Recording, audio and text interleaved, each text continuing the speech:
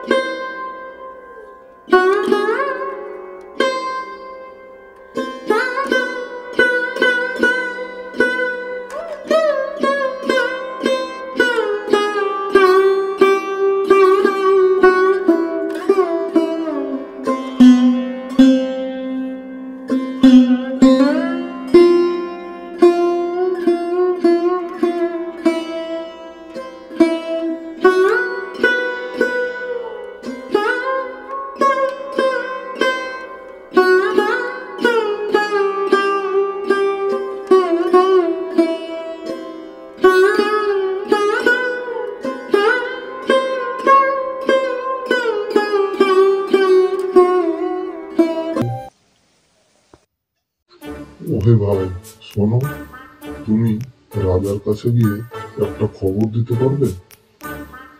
আমার পেটে যদি 50 কলসি ঘি মাখানো হয়, তাহলে আমি উঠে দাঁড়াবো। তখন চাষি ভারী আশ্চর্য হল। তারপর রাজার কাছে গিয়ে বলল,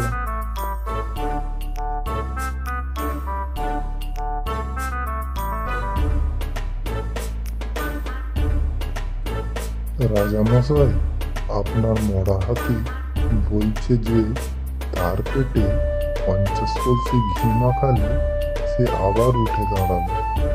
সে কি 50 কলসি ঘি পাঠিয়ে দিন। এ কথা শুনে রাজামশাই খুব খুশি হলেন। তারপর তিনি বললেন, আমার হাতি যদি বাঁচে, তাহলে 50 কলসি ঘি কি আর বড় কথা। 1000 কলসি ঘি তার পেটে মাখাও।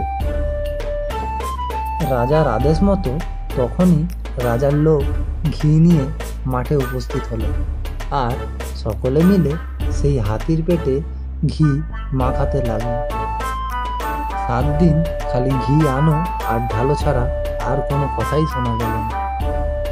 7 দিনের পর শিয়াল দেখল যে হাতির চামড়া বেশ নরম হয়েছে, পেটের ফুটো বেশ বড় হয়েছে। এখন সে ইচ্ছা করলেই বেরিয়ে আসতে পারে। তখন সে সবাইকে ডেকে বলল, ভাই সকল, এইবার আমি উঠব। তোমরা একটু দূরে সরে দাঁড়াও, নইলে যদি আমি মাথা ঘুরে তোমাদের উপর পড়ে টরে যাই। এই কথা শুনে কি আর কেউ সেখানে দাঁড়ায়? ঘিটি সব ফেলে পালাতে লাগলো। যে যাকে পাচ্ছে তাকে ধাক্কা মেরে বলছে, আরে বেটা, শিগগির সর, হাতে উঠছে, ঘাড়ে পড়বে।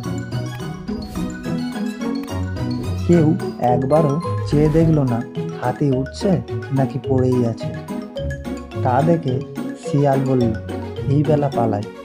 তখন সে হাতির পেটের ভিতর থেকে বেরিয়ে দিয়ে ছুট। তা দেখে সবাই হাঁ হয়ে তাকিয়ে রইল।